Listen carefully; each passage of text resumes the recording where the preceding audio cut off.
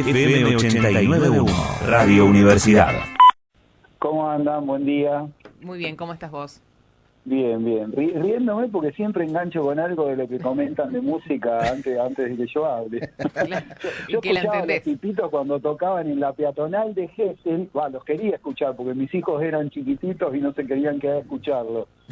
Qué grande. Claro, sí, sí. Bueno, ellos son, en realidad son de Mar del Plata, hacían la peatonal de Gesell, digamos, conocen a León Gieco y a partir de ahí empiezan, bueno, su camino hacia el éxito, ¿no? Pasaron por las manos de Pablito Romero y Edu Smith, vecinos de la zona, también como productor de Plush, si mal no me equivoco, si mal no recuerdo, mejor dicho, y bueno, finalmente se transformaron en un grupo que ha musicalizado gran parte de nuestras vidas, ¿no? Siempre con arreglos vocales muy precisos. Pero bueno, llegó el momento de hablar de Compos. Del compost. Palabra media rara. Sí, en realidad cuando me preguntaban qué tema hablar me parecía que era un tema importante. A ver, más allá de que el micro es sobre huerta, el tema de hacer abono en casa, hacer compost, una palabra en inglés, obviamente, le llamamos abono compuesto en criollo. Me gusti. Más allá de la huerta en sí, las ciudades tienen un problema grave con lo que es la basura. La sociedad en general generamos mucha mal llamada basura. Entonces, el tema del compost se engancha muy bien con qué hacer con una parte de los residuos que generan las personas, las ciudades. Uh-huh. Digo las ciudades porque en general son las principales generadoras de residuos. Más o menos la mitad de la basura que tiramos, y ahí voy con basura, o sea, la mitad de lo que se saca en la bolsita a la calle son residuos orgánicos que se podrían convertir en abono. O sea que si las ciudades hicieran, tanto a nivel individual, en la casa, como a nivel municipios, a nivel comunidades, seriamente el tema del compost, se reduciría muchísimo el tema de la basura. Obviamente hay otros problemas relacionados a la basura que no me voy a meter hoy, ¿no? Claro. Los plásticos, otro tipo de residuos que en realidad lo que venimos proponiendo es pensar un modelo de consumo que no genere tantos residuos. Claro, fíjate vos, Gonzalo, me voy a apartar un poco de la columna, ¿no? Pero me hiciste pensar con esto último que decías, ¿no? Que de la basura, a ver, la basura es un problema que tienen no solo las ciudades en la Argentina, sino en todo el mundo. No, no se sabe muy bien qué hacer, los que pueden la tiran para afuera de sus fronteras, ¿no? Bueno, sistema capitalista, ¿no? Y sin embargo vos decís, bueno, la mitad de de lo que se tira se puede transformar en compost. Debe haber otra cuestión que se puede reciclar y también hasta se puede transformar en energía eso, ¿no? Y sin embargo, fíjate vos que por algún motivo, que por supuesto se me va de mi análisis, no termina de arrancar todo ese proceso, ¿no? Seguimos enterrando, seguimos no separando ni en origen ni en la llegada, y sigue siendo un problema, ya conociendo que en principio hay varias salidas, ¿no? Pero bueno, ahí sucede algo que evidentemente no se termina de abordar y ocurre lo que acabo de decir, ¿no? Sí, tal cual. Sí, yo creo que de a poco va habiendo, por un lado, presión de la sociedad por generar modelos de consumo menos consumistas, por ser siendo redundante, donde uno piense cada cosa que consume y realmente qué impacto genera eso en el ambiente. Hay como presión por ese lado, y después empiezan a aparecer legislaciones que no se terminan de cumplir, donde, por ejemplo, ya están planteando que los municipios tienen que reducir drásticamente la cantidad de residuos que mandan a los rellenos sanitarios. De a poco van apareciendo, por un lado, movidas sociales y por el otro lado, legislaciones. Así que yo creo que de a poco, ojalá se le empiece a encontrar la vuelta. Sí, y evidentemente hay ahí algún tipo de interés de algún poder fáctico que no termina o que sigue sosteniendo el dique, ¿no? Todavía sí, obviamente. Cuando se logre detectar, o por lo menos en mi caso, que no lo llego a entender del todo, sospecho de muchas cosas, pero digo, cuando se termine de ahí de socavar un poco esa fuerza, bueno, quizás ahí sí todo empieza a fluir a otra velocidad y realmente el cambio que se está proponiendo comience a verse, ¿no? Sí, Hay que encontrarle la vuelta. Pensá lo que cuesta cada camión que se va al cinturón ecológico, al SEAMSE. Cada camión, nosotros, por ejemplo, hemos planteado a los municipios a veces el tema de hacer proyectos para hacer compost con las ramas, con los residuos de las ramas de la poda.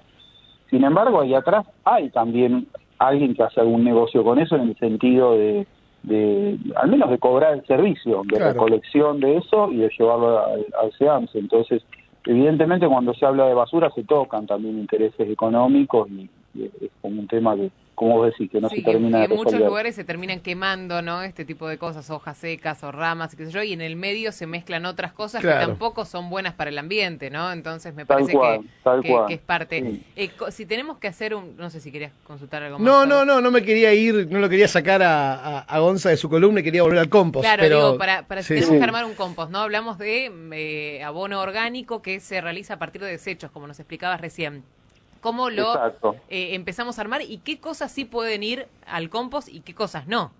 Bien, buenísimo. Metámonos ahí específicamente en el tema.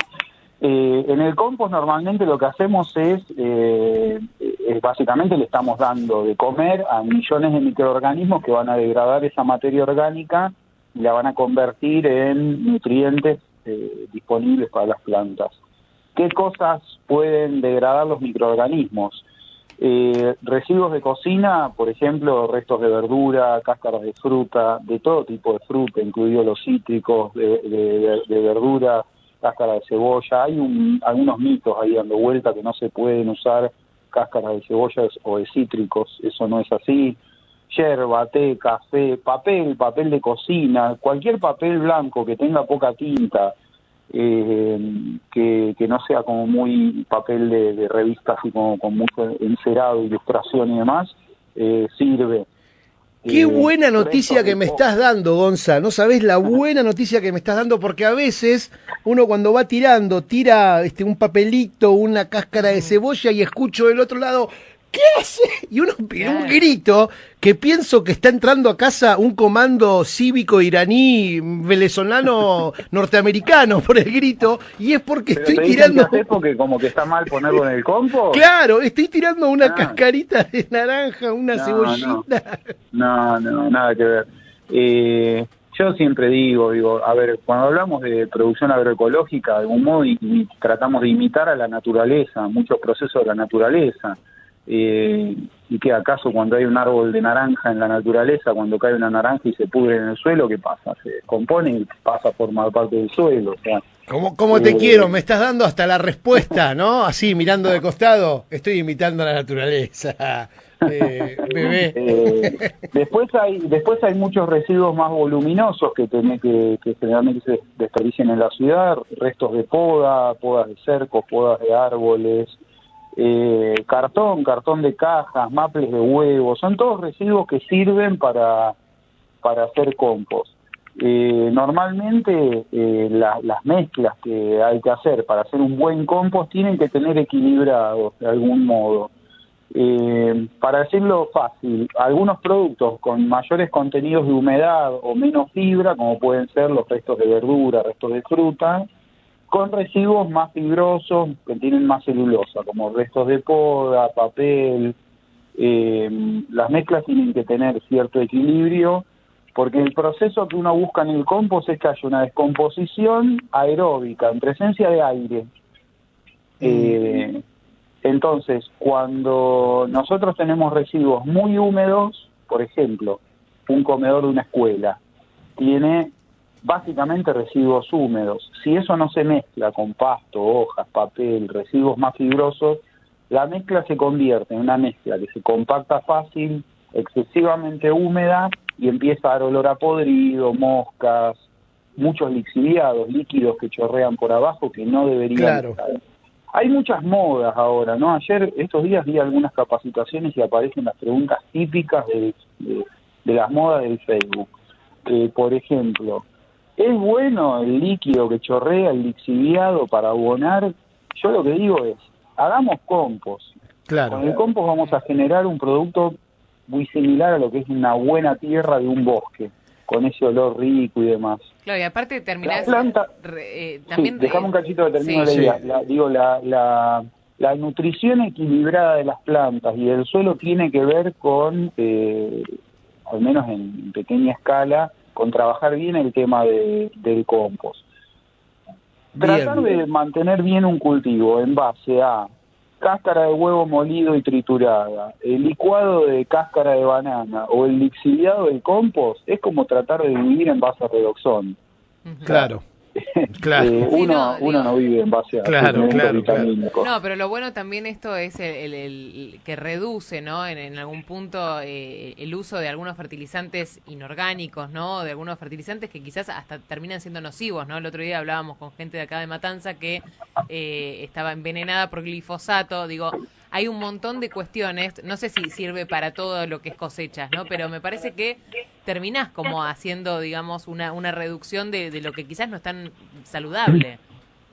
Hay propuestas de producción agroecológica para todas las escalas, desde una huerta chiquitita en un balcón hasta una extensión grande, hasta un campo grande. Obviamente no son las mismas técnicas. Sí, claro. El tema del compost en horticultura en general, aún en espacios grandes, se utiliza. De hecho, hoy en día la legislación, por ejemplo, es que todos los residuos de las granjas, de los gallineros comerciales, debería hacerse compost y ese compost luego utilizarse en huertas, en distintas producciones. Ya está esa legislación. Después hay otros tipos de abonos. Por ejemplo, uno en una extensión grande puede hacer un cultivo de algún abono verde, se llama, ¿no? No sé, por ejemplo, cultivar avena con alguna leguminosa, que hay varias legumbres, y luego ese pasto incorporarlo al suelo. De algún modo es también incorporarle materia orgánica al suelo, de forma de reducir lo que vos decías, el tema de agregados fertilizantes químicos. Claro. Y el tema el agua, ¿no? Por ejemplo, porque también acá se ahorra, ¿no? Una especie de cantidad de agua importante porque hay retención, hay más retención en el compost de lo que es el líquido, de lo que es agua. Con las prácticas agroecológicas hay dos cosas, el compost y mantener el suelo cubierto con pasto seco son dos prácticas que ahorran muchísima agua, claro, porque el suelo queda más esponjoso, tiene más capacidad de retención de humedad y menos pérdida por evaporación. Se combinan las dos cosas, el uso de compost con mantener el suelo que hay entre las plantas, cubierto con, le llaman mulch en inglés, pasto seco, cobertura de pasto, de hojas, puede ser viruta, distintos materiales. Gonza, la última de mi parte, ¿no? Que también creo que es importante, soportes del compost, ¿no? Por ejemplo, en mi barrio, ¿no? Hay mucha gente que lo hace en un pedacito de tierra en el fondo. En mi caso, nosotros lo que hicimos fue el sistema de los baldes uno arriba del otro, ¿no? 3 baldes, sí, donde va haciendo un proceso, entre comillas, natural, ¿no? Que termina en el de abajo siendo el compost que utilizamos, si no me equivoco. ¿Está bien? Digo, ¿es importante eso también? ¿Qué recomendás vos? Obviamente hay que adaptar la práctica hasta hacer el compost a donde vive cada uno. Pero, por ejemplo, yo tengo terreno, pero elegimos esa, la de los baldes uno arriba del otro. Si yo tengo terreno, no elegiría esa. Okay. Si yo tuviera terreno, no elegiría esa. Justamente estos días me preguntaban, uno para hacer compost, si tiene un cachito de terreno, no necesita nada, no necesita ni tachos, ni tarimas, ni contenedores, ni cajones, ni una bonera comprada, nada.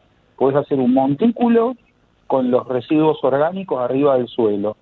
En esta zona, me refiero a Gran Buenos Aires, no se recomienda hacerlo en un pozo. Quedó en la memoria histórica de mucha gente hacer el abono en un pozo de cuando en las ciudades no existía basurero, entonces la basura se enterraba. Lo que pasa es que el pozo termina siendo muy húmedo, claro, en las épocas que llueve mucho, y además es difícil removerlo, mantenerlo oxigenado el compost en un pozo, porque al estar más abajo da más laburo. Después hay un tema de volúmenes, ¿no? De qué cantidad de compost necesitamos. En el modelo de huerta del ProHuerta, de la huerta de 10x10, que es una huerta que te permite abastecer una familia de 5 o 6 personas, vos necesitas más o menos 3 aboneras de 1 metro cúbico cada una. 1 metro por 1 metro por 1 metro, o sea, 1 metro de ancho, 1 metro de largo, 1 metro de alto. 3 de esas. Bien. 3 aboneras de estas es el equivalente a 15 tachos de 200 litros de los de aceite industriales, ¿no? De los que usan a veces los albañiles y demás. Sí. 15. O sea, si yo tengo una huerta de cierto tamaño, termina siendo impracticable hacerlo. Claro, en los baldes. Obviamente, si la huerta es chica, lo puedo hacer en recipientes. Mientras yo respete esto de que el compost, el proceso del compost tenga humedad adecuada, pero no en exceso, y oxigenación, lo puedo hacer en el recipiente que quiera. Bien. ¿Entiende? O sea, sí, totalmente. Va a tener que estar perforado para que pueda oxigenarse y va a tener que tener algún mecanismo, una tapa o algo para que no tenga exceso de humedad. Impecable, Gonza, impecable. Tengo varios mensajes diciendo gracias, nunca pudimos hacer el compost bien, siempre por los mitos no le poníamos un montón de cosas que en principio se pueden poner ahora, dice Analía. Bueno, y tengo algunos mensajes más. Nos está comiendo la tanda. La última, ahora sí, Gonza, en su habitación, ¿no? De joven, ¿qué poste había de música? En mi habitación, ¿qué póster había? Sí. Tenía alguno de Queen. Bien. Tenía un Jesucristo sandinista que está colgado en una pala y una horquilla. Bien. Era medio ecléctico. Bien, bueno, me gustó. Pero bancamos a los tipitos igual, con Gonza. Gracias, Gonza. Lo que pasa es que cuando yo era chico no existían los tipitos. Claro, lo mismo me pasa a mí. Te mando un fuerte abrazo, Gonza. Gracias por estar siempre. Chau. Desde la Universidad Nacional de La Matanza, Radio Universidad FM 89.1. Siempre cerca.